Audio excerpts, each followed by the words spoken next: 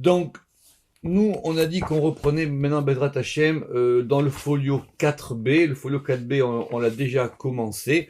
On est tout à fait en haut du folio 4B. Et dans le livre, c'est page 88. Alors, je reprends la méthodologie sur les Tikkun HaZohar. Les Tikkun HaZohar, ce sont des tikkunim. Il faut comprendre cette notion de tikkunim. Ça veut dire qu'on va faire un tikkun, un arrangement, où il y a une espèce de mouvement par rapport à un verset ou un élément. On verra après plus tard quand on sera dans les 70, là on est dans les introductions, quand on sera dans les 70 tikkunim même, ça sera plus sur le mot de Bereshit. Donc il faut laisser les tikkunim ouvrir des portes. Et les tikkunim, ils ont une force, M. Seban, toujours il me parlait de ça, c'est qu'ils sont capables d'ouvrir beaucoup de portes et d'ouvrir des univers les uns après les autres. Donc maintenant, ça c'est sur le principe général. Mais sur le fond, c'est évidemment d'une cohérence très très serrée. Nous, on a l'impression que c'est pas cohérent, parce qu'on raisonne comme des occidentaux. Mais pour les tikkunim, c'est complètement cohérent. Et donc nous, on est parti depuis déjà un folio et demi dans l'histoire de Yecheskel. Et puis que c'est Yecheskel qui parle, et on lui demande de parler à Yecheskel, à Navi. On avait commencé ça, si je me rappelle bien, au début du folio 4a. Là-bas, on avait dit, Koum Yecheskel Nevia, lève-toi, prophète Yecheskel, et c'est lui qui va parler. Donc maintenant, nous, on a évidemment en main la prophétie d'Ézéchiel, c'est-à-dire le premier chapitre du livre d'Ézéchiel. Et vous avez vu que maintenant, les versets qu'on pensait avoir compris, ils vont prendre un sens complètement différent.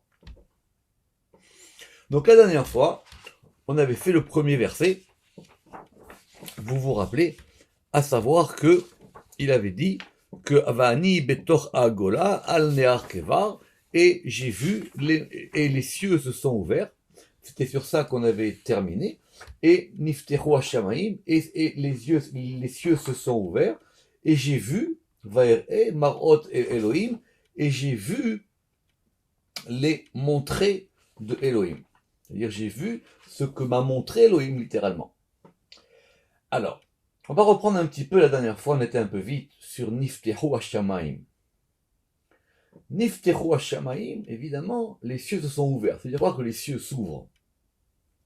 Évidemment, ici, on a mis l'accent sur le He. Hashamaim, le He. Et le He, il a évidemment pour valeur numérique 5, mais c'est la lettre qui représentait les Chayot, si vous vous en souvenez. Avec le mapik à l'intérieur. Le mapik, effectivement, on avait considéré que ça pouvait être aussi un point voyelle. C'est ce que nous a ramené Dominique Joyeux là comme note, et avec le Ségolta au-dessus, et le Ségol en dessous. J'espère que ça c'est clair pour tout le monde. Et donc, la dernière phrase qu'on a vue la dernière fois, Nifteru Hashamaim, He Rek'e de Yoma Tinyana, ça correspond aux 5 étendues célestes du second jour de la création, qui est marqué 5 fois Rakia. Vous vous rappelez qu'on avait dit qu'il y avait 5 fois Or, on va y revenir. Il y avait 5 fois Or, et 5 fois Rakia, He de Shamaim. Des B Reshimin Chedvan, parce que c'est dans ce He, donc le He de Hashamaim qui correspond aux 5 Rekiim, que sont inscrites les Chayot. Les Chayot, leur inscription, maintenant, c'est que ça veut dire l'inscription. L'inscription, ça vous rappelez l'histoire du sceau, c'est-à-dire c'est qu'à un moment, c'est comme ça qu'on les figure.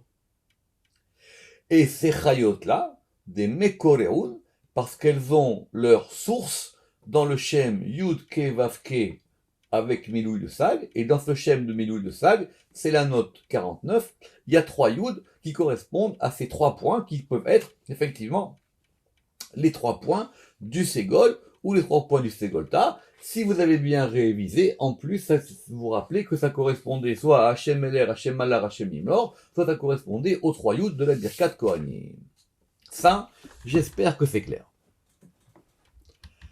Vaer'e Marot Elohim, on est en haut de la page 88.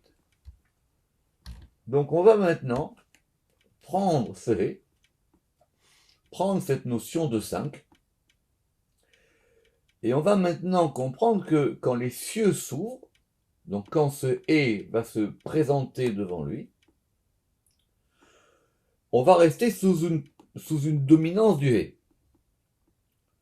Chamesh or deyoma kadma. Ça correspond aux 5 mentions du mot or, du mot lumière, dans le premier jour. La kobel he kadma, en regard du premier he. Le premier he du tétragramme. Parce que dans le tétragramme, il y a 2 he. Yud ke vav ke. Et donc, comme on est au début de la création, le premier he du Shem Yud ke vav ke, il correspond à Kelila, Michamesh Or, il correspond à 5 fois le mot Or. Donc maintenant, on va maintenant mettre de la lumière. On met de la lumière, on va éclairer tout ça. Donc nous, on avait des lettres, on avait des points voyelles, mais c'était un peu... ça manquait de lumière. Alors maintenant, il dit quand les cieux s'ouvrent, il a accès à ce hé, et ce hé, il correspond à 5 fois Or. Évidemment, il faut être précis. Or, ça s'écrit Aleph Vav Resh. Or, ça commence par un Aleph. 5 fois Aleph, ça fait He. Des Hiou. Et on va avoir 5 Aleph. Un Aleph avec un Kametz. Un Aleph avec un Tsere. Un Aleph avec un Cholem. Un Aleph avec un Chirek. Et un Aleph avec un Kubutz. Ou ce qu'on appelle un Shurek. Shurek c'est mieux, Kubutz c'est plus moderne, on va dire. Et ça c'est l'édition qu'on a en général dans tous les tikkunim. Donc ces 5 aleph maintenant, on va les ponctuer. Et tout de suite, sans transition aucune comme on dit, les Tikkun Zohar nous disent Pituche chotam kodesh lachem. C'est un verset dans l'Exode 28-36. Ce sont les ouvertures du sceau, Kodesh Lachem, qui est saint pour Yud Ke Vav Ke. Le sceau, on sait ce que c'est, nous. On l'a vu le sceau la dernière fois. Le chotam, c'est le chotam du roi, vous vous rappelez, dans la cire. Maintenant, ce sceau, on va l'ouvrir. On l'ouvre. D'accord ? Et en ouvrant ce sceau, on va avoir accès aux 5 points voyelles principaux. Alors c'est pour ça qu'il y a autant de notes, on va prendre notre temps. D'abord l'analyse du verset. Pituch echotam kodesh lachem. Les ouvertures du sceau, évidemment vous verrez ce que le verset il dit au pshat là-bas dans Shemot. Les ouvertures, pituche c'est l'iftoach, on ouvre le sceau, le chotam. Et ça c'est kodesh lachem, ça c'est une sainteté pour Yud Ke Vav Ke. Donc l'ouverture du sceau, c'est au niveau de la Kedusha. Parce que les points voyelles, en général, ils proviennent de Chokhmah, et Chokhmah, c'est lié à Kodesh, ça, on l'a vu dans Sha'ar Echeakinuyim. Mais maintenant, ce Pituche Chotam, il va nous servir aussi comme moyen mnémotechnique pour avoir les 5 points voyelles principaux. Alors, évidemment, quand on rentre dans la Kabbalah, au bout d'un moment, ce qui nous intéresse le plus, c'est la langue. Ce qui est le plus intéressant quand on étudie, c'est de rentrer dans la langue. C'est de rentrer dans les versets. Et quand on rentre dans les versets, au bout d'un moment, on va rentrer dans les points voyelles. Alors, on a vu ça chez Aboulafia longuement. Mais déjà, sur le fond, si je peux prendre juste 30 secondes pour ça, quand quelqu'un étudie, son but à lui, c'est de rentrer dans l'écriture. C'est pas d'en sortir. C'est d'arriver à méditer un verset, c'est d'arriver à comprendre une lettre, c'est d'arriver à comprendre un point voyelle. Chaque fois que vous sortez du verset, vous sortez de la Torah. Le but, c'est de rentrer à l'intérieur des lettres. Alors, Pituche Chotam, si vous prenez uniquement les points voyelles, vous avez I, ou, E, O, A. I, ou, E, O, A. Et c'est le moyen mnémotechnique de se souvenir de ces 5 points voyelles principaux. Alors, il y a évidemment une grammaire kabbalistique. Il y a une grammaire de grammairiens. Au bout d'un moment, les grammairiens, ils fonctionnent comme des grammairiens. Et au bout d'un moment, les kabbalistes, ils pensent comme des kabbalistes. Donc, d'après la Kabbalah, ce qui est une grande question dans la grammaire, combien y a-t-il de points voyelles? C'est ce qu'on va appeler les points voyelles longs et les points voyelles courts. Ça, il faut avoir fait de la grammaire de base. Je ne peux pas le faire à votre place. Mais ce que nous dit ici les Tikkun HaZohar, c'est que ces 5 points voyelles, que nous on a A, E, O, I, U, on les retrouve en ordre inversé dans le pasuk. Pi, tu, re, chotam. Je reprends. Des I, U, parce que ce E, qui correspond au E de la vision d'Ézéchiel, où sont les chayot. Ce E, il est composé de 5 fois Aleph, qui est la lumière. Et cette lumière, elle s'ouvre, et elle va s'ouvrir avec 5 points voyelles. Les points voyelles, c'est ce qui donne une direction. Les points voyelles, c'est ce qui va donner un mouvement, ce qui va donner une vie aux choses. Une lettre sans point voyelle, Zohar il va dire, c'est comme un corps mort. Pour qu'un corps vive, il faut lui donner une vie. Pour qu'une lettre vive, il faut qu'on puisse la prononcer. Alors, je ne vais pas rentrer trop longtemps dans cette note 4, parce que c'est une grande note, et nous on a fait d'après le Ramak avec M. Seban quand on a fait ça. Mais on va considérer donc qu'il y a 10 points voyelles. Et dans les 10 points voyelles, il y a ce qu'on appelle dans la grammaire classique les points voyelles rois et les points voyelles serviteurs. On retrouvera aussi cette distinction dans les ta'amim. Il y a des ta'amim rois et il y a des ta'amim serviteurs. C'est-à-dire quoi concrètement? Ça veut dire qu'il y a des ta'amim qui sont des ta'amim principaux et des ta'amim comme des points voyelles qui sont au service des autres. Exemple plus simple, si on considère que le premier point voyelle c'est un kametz, le kametz il est melech, c'est un roi, et donc son point voyelle serviteur c'est le patah. Pareil pour le serré, le tsegol, pareil pour le haut pareil pour le haut. Alors on verra quel est le point serviteur du haut, est-ce que c'est le sheva kamatz ou pas. Le i, vous avez effectivement vous avez le chirek malé et le chirek chaser, et le kubutz ou le shurek, vous avez le shurek malé ou le shurek chaser. Mais ces points voyelles, c'est eux la respiration des choses. Aboulafia dans Ora Sechel, lui, il a un autre moyen mnémotechnique qui s'appelle les notareikon. D'accord? O, A, E, I, U. Notareikun. D'accord? Et lui aussi, Aboulafia dans Ora Sechel, il dit que c'est ça le secret de la Merkava. Le secret de la Merkava, c'est qu'on va ouvrir ces points voyelles. Alors il faudra prendre du temps, il faudra faire cette note 4 en détail pour comprendre la différence qu'il y a entre les points voyelles rois et les points voyelles esclaves. Vekol had ahazé ekeye. Et chacun de ces aleph, puisqu'on a dit que nous on retenait les aleph, on retient les aleph du or pour avoir 5. Et chacun de ces aleph, il indique un shem ekeye. Le shem ekeye, aleph ke yud ke, qui vaut 21. Venikudin elin, et ces points-là, Salkin Elohim, ils vont s'élever dans Elohim. Alors, Elohim évidemment, parce qu'on a dit que toute la prophétie d'Ézéchiel, elle était liée à ce degré de Elohim. Vous vous rappelez tout ce qu'on a dit sur Elohim, qui c'est, etc. Très bien. Comment on va dire que ces points voyelles-là, ils vont s'élever dans Elohim? Alors, il y a une gematria des points voyelles.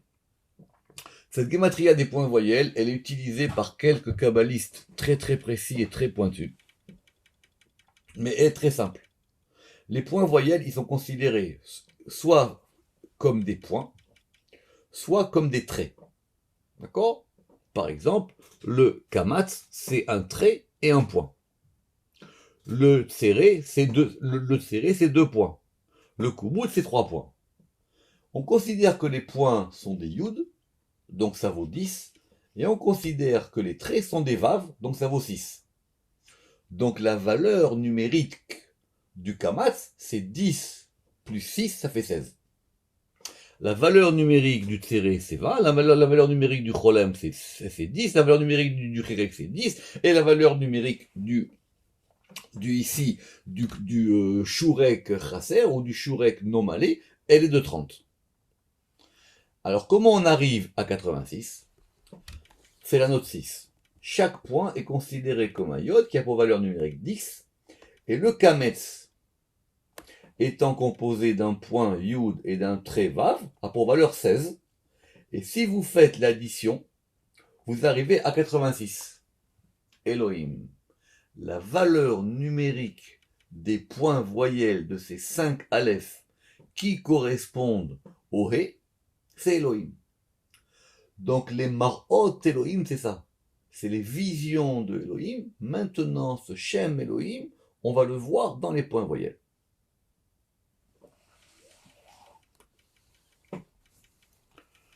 Alors attention. Divehun Sheva Nikudin. Parce que, en eux, il y a 7 points voyelles. Tlet Laela, 3 en haut. Tlet Letata, 3 en bas. Cholem Be'emsaïta. Ok. Alors, les commentateurs du Zohar, ils ont été effectivement un peu ici embêtés. Parce que nous, on n'a pas ici 7 points voyelles. Alors voilà comment il faut considérer ça d'après le Ramak. Cholem, donc Cholem, c'est le 3e point. Vous vous rappelez, dans Pituche Chotam, on a dit on avait Kamatz, Tsere, Cholem, Chire, Kubutz.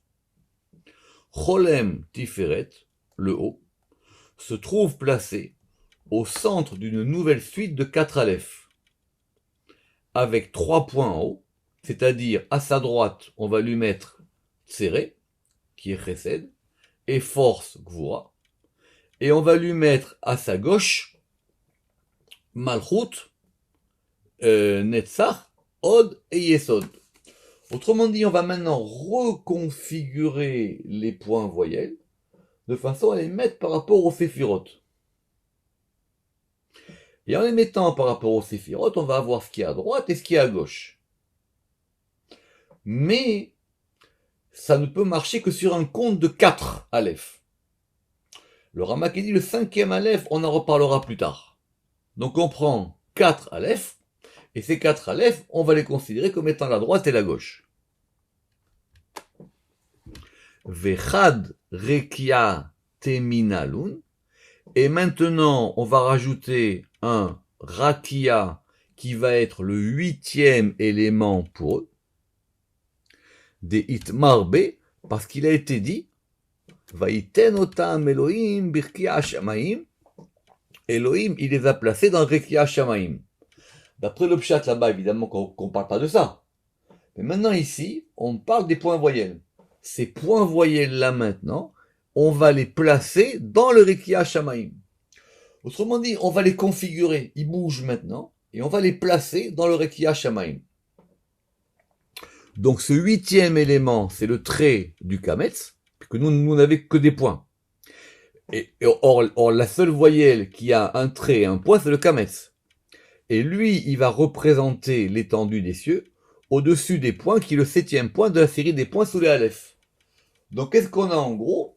On a, puisqu'on a dit qu'on avait, donc on a dit qu'on avait 7 points et 1 point, ça fait 8 points, plus un vav, ça fait 6. C'est comme ça qu'on est arrivé à 86.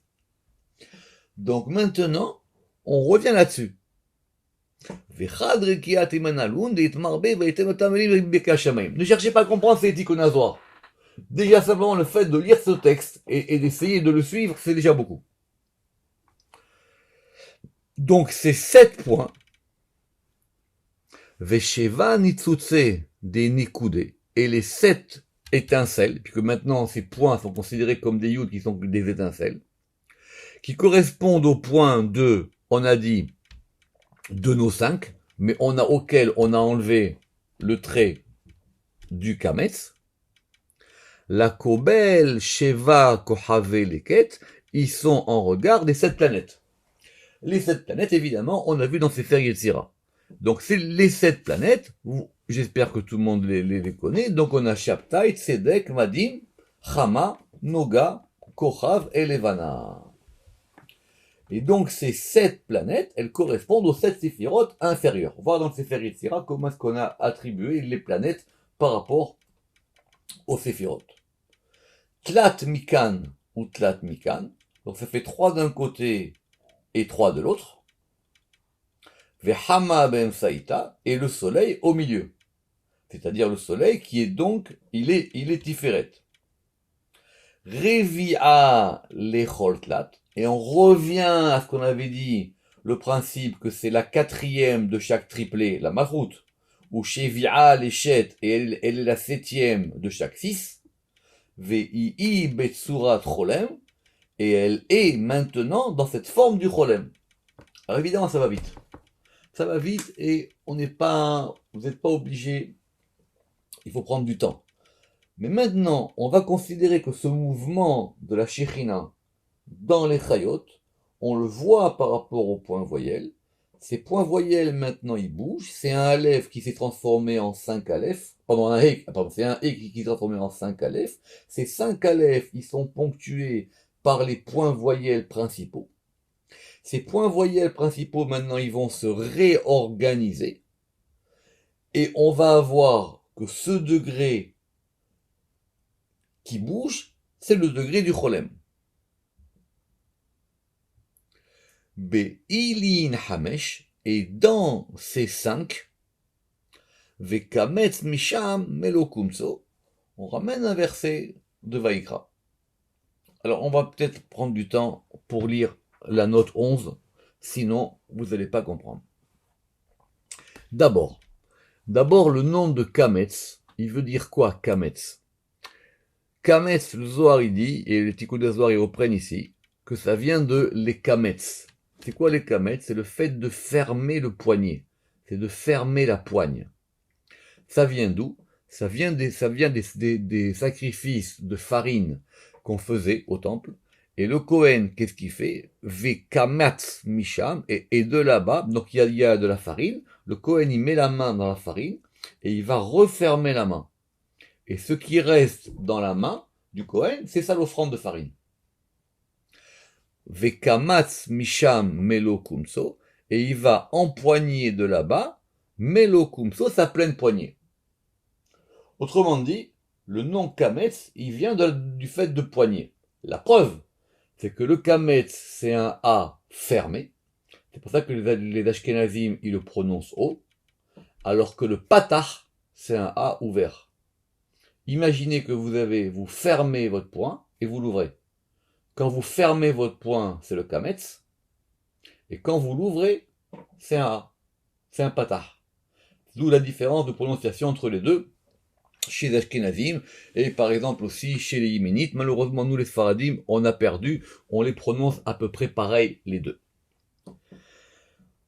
Alors, pour expliquer pourquoi ces 5 points voyelles ponctuent justement 5 Aleph, et non pas une autre lettre, les Tikkun Zohar vont dire ici que le dessin du Aleph, il comprend les deux notions de Kometz Vekamatz.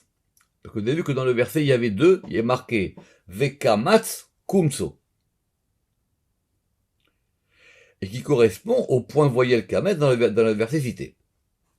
Si maintenant vous prenez votre Aleph, et on va le découper en 2 parties symétriques par la barre du milieu. Donc qu'est-ce que vous allez avoir? Vous allez avoir une barre symétrique au milieu transversal, et vous avez 2 Yud. D'accord? Or ça, ces 2 Yud ici sont considérés comme étant 2 Kametz. Il y a un Kametz d'en haut et un Kametz d'en bas. Donc, et donne ainsi 2 fois le point voyelle Kametz, avant que la pensée première ne soit dévoilée. Alors, avant que, au départ, quand c'est dévoilé, c'est complètement fermé. Donc il n'y a qu'un point Kometz. Et lorsqu'elle se déploie, on aboutit à la forme du Kametz. Parce que maintenant, quand ça se déploie, au départ, vous avez un point. C'est juste un point qui est fermé. Et ce point qui est fermé, quand vous allez l'ouvrir maintenant, c'est une main avec 5 doigts. C'est ça les 5 Aleph. Et qui correspondent à 5 fois le Aleph de Or, du premier jour de la création, qui correspond à la valeur numérique de 5 qui est le premier et qui est le premier et du Shem Yud Kei Vav Kei. Et d'ailleurs même, on peut aussi écrire le Aleph en disant qu'il est considéré comme étant un Yud, un Vav et un Yud. Et s'il est un Yud, un Vav et un Yud, il vaut combien? Il vaut 10, 6 plus 10 égale 26. Et 26, c'est quoi? C'est le Shem Yud Kei Vav Kei entier. Donc on a dans le Aleph lui-même tout le Shem Yud Kei Vav Kei. Et comment est-ce qu'on va avoir maintenant dans le Yud? Eh ben c'est très simple. On va avoir la pointe du Yud, le Yod, le He, le Vav et le Ke qui vont correspondre à nos Séphirot. C'est ce que va nous expliquer la ligne d'après. Kametz, Iou Yud. Le Kametz, c'est un Yud. Kad il patach behe nekudi. Et lorsque ce Kametz, il va s'ouvrir dans les 5 points voyelles, Iou He, il correspond au He des Hamesh Etzba'an, des 5 doigts, des Be'un Itpatar Kometz, par lesquels va s'ouvrir la poignée, c'est-à-dire on a dit Vekamas ve Kometz, Vekamas Melokumso. Donc il a déjà empoigné une fois et maintenant il va dépoigner, si on peut dire comme ça, qui correspond à un Yud. Or si on a maintenant 5 fois 10, vous avez quoi? Vous avez 50. Si vous dites que à chaque fois c'est un Yud, ça fait 5 fois Yud, ça fait 50. Les Hamishim Tar'in Dehru, qui vont correspondre aux 50 portes de la Bina. C'est-à-dire le He, le premier He, qui correspond donc aux 50 portes de la liberté. Autrement dit, c'est Chochma qui est fermé, et maintenant, en s'ouvrant, ça va ouvrir la Bina.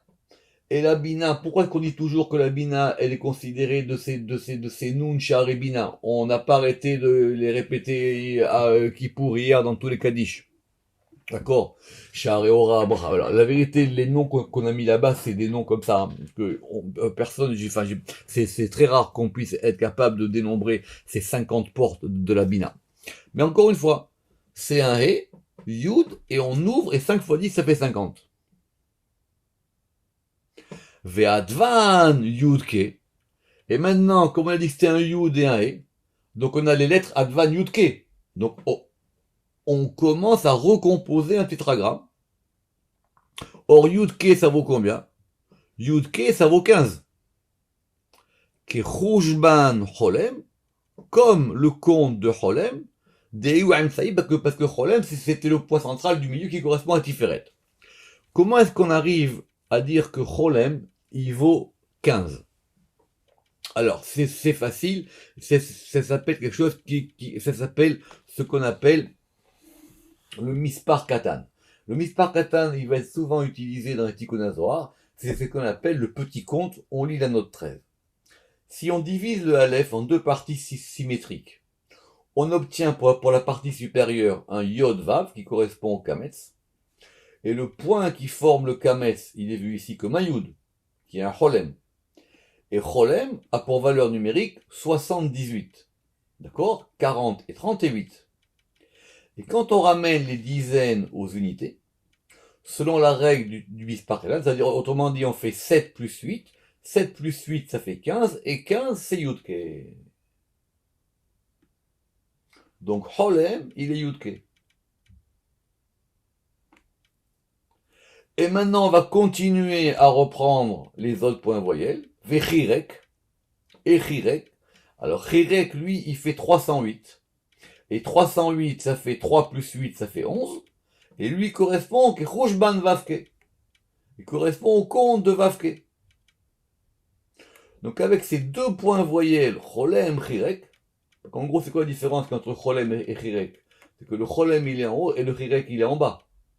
Donc ça correspond aux deux axes, d'en haut et d'en bas. D'où effectivement que c'est pour ça qu'il faut l'écrire chirek et pas chirik. Et ça c'est expliqué déjà dans Boulafia.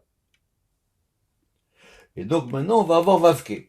Donc autrement dit, maintenant on reprend ces points voyelles, on les met en mouvement et on va recomposer un tétragramme. Et on continue. Vav, Deloa. Et maintenant le Vav, il correspond à quoi? Le Vav, il correspond au bras. Et He, Katef, et le He, il correspond à l'épaule. Le bras de qui? L'épaule de qui? Le bras et l'épaule du Kohen. Et le Kametz, le Kof, il vaut 100. Le même, il vaut 40 et le Sadé, il vaut 90. Il fait donc 230. Maintenant, le 100, on le ramène au 1, ça fait 1. Le 40, on le ramène au 4, ça fait 4. Et le 9, et le 90, on le ramène au 9, ce qui fait donc 9 plus 4 plus 1, ce qui fait 14. Or, 14, c'est quoi? C'est Yad. C'est quoi Yad? Ce sont les 14 phalanges des doigts. Donc on est en train de refaire le mouvement du Kohen. Ce mouvement du Kohen, c'est le mouvement de déploiement des voyelles par rapport au Shem Yud Ke Vav Ke. Et maintenant qu'on a compris que ce Shem Yud, et maintenant qu'on a compris que c'était lié à la notion de Yad, et que cette notion de Yad, finalement, on l'a vu dans Erkei Kinoim, c'est le fait d'avoir une main sur une chose. Quand on a une main sur une chose, ça veut dire qu'on a une espèce de possession sur la chose, comme en français d'ailleurs, Bémet. Et cette possession sur la chose, c'est la possession de ce geste du Kohen.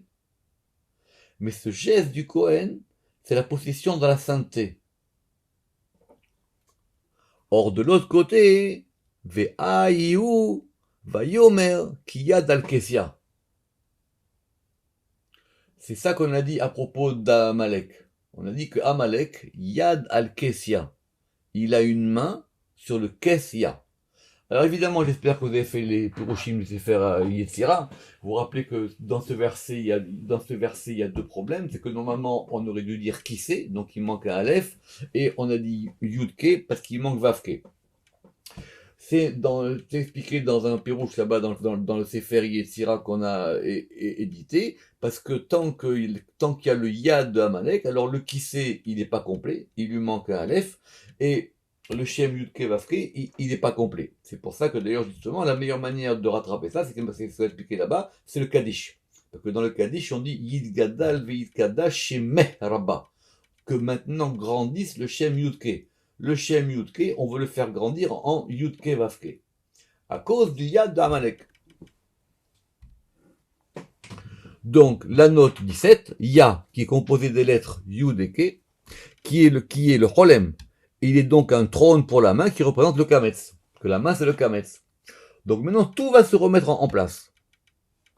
Ve'inun remizin. Et ça, où est-ce qu'on a une allusion à ça?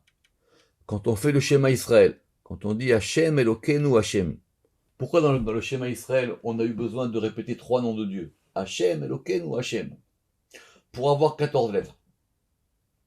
Ce sont ces 14 lettres-là qui vont nous permettre de réparer la chose. Parce que ces 14 lettres-là, elles correspondent aux 14 phalanges de la main droite.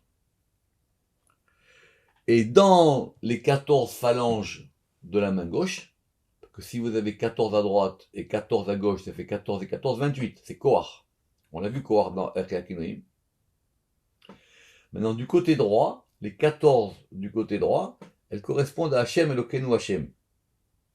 Et les 14 du côté gauche, elles correspondent au fait qu'on va maintenant décaler les lettres. Comment est-ce qu'on décale les lettres? Le Yud, il va devenir un Kaf. Le E, il devient Vav. Le Vav, il devient Zayin, et le E devient Vav, et le Elokeinu, le Aleph, il devient un Vet, le Lamed, il devient un Mem, le E devient Vav, le Yud, il devient Chaf, le Nun, il devient Samer, et le Vav, il devient Zayin, et on va composer comme ça un Shem, qui est un Shem, la vérité, qui est marqué aussi dans la mezouza. Alors, on le prononce pas, mais on va juste pour que ça aille vite, on va dire que ça s'appelle Kuzu Bemursas Kuzu. En fin de compte, c'est le pendant gauche du nom Hachem Elokeinu Hachem. Si vous avez une mezouza, vous verrez que c'est marqué que vous verrez que ce nom-là, il est marqué sur le côté extérieur de la mezouza. Ou behamesh etva'an de yatsemala. Et dans les 5 doigts et dans les 5 doigts de la main gauche, on a là-bas aussi 14 phalanges, Yud Perakin, Rémisine qui sont en allusion, dans Kuzu Bemursas Kuzu. Et donc 14 et 14, ça fait 28, des Itmah Aleu, et c'est à ça que la Torah elle a fait allusion quand Moshe il a eu un problème, que là-bas qu'est-ce qu'il est marqué, Ve'ata Yigdal na Koachadni, et que maintenant, il faut faire grandir Koachadni, il faut faire grandir le Koachadni, littéralement la force du Shem Adni, mais là-bas en fin de compte c'est qu'on veut faire grandir ces 28 lettres. Moshe il avait un problème, vous regarderez là-bas, c'est le verset dans Bamidbar 14-17, et Dieu lui dit, j'ai besoin que tu fasses, que tu donnes de la force, et pour donner de la force, c'est comme ça qu'on va donner de la force. Ve'achi salik, et on va terminer avec ça parce que c'est quand même beaucoup pour aujourd'hui. Ve'achi salik. Donc vous voyez maintenant, le Tikkun Hadar maintenant une fois qu'il a un fil, il ne lâche pas. C'est à nous de suivre le fil. Ve'achi salik, et comme ça maintenant, ça va monter dans Aleph Yudke, Aleph Vavke, Kowar dirimizin bekise kavod marom rishon meko migdashenu. Alors, on va lire ça. Alors, et ainsi s'élève Aleph Yudke, Aleph Vavke, 28, Koach, qu'on retrouve en allusion dans un verset de Jérémie qui dit quoi? Qui c'est Kavod, trône d'honneur, Marom, trône d'honneur élevé, Merishon, depuis le premier, mais comme Migdashenu, le lieu de notre sanctuaire. Qu'on puisse comprendre et aller plus au loin des Tikkun HaZohar. Baruch Adonai Le'olam, Amen ve Amen.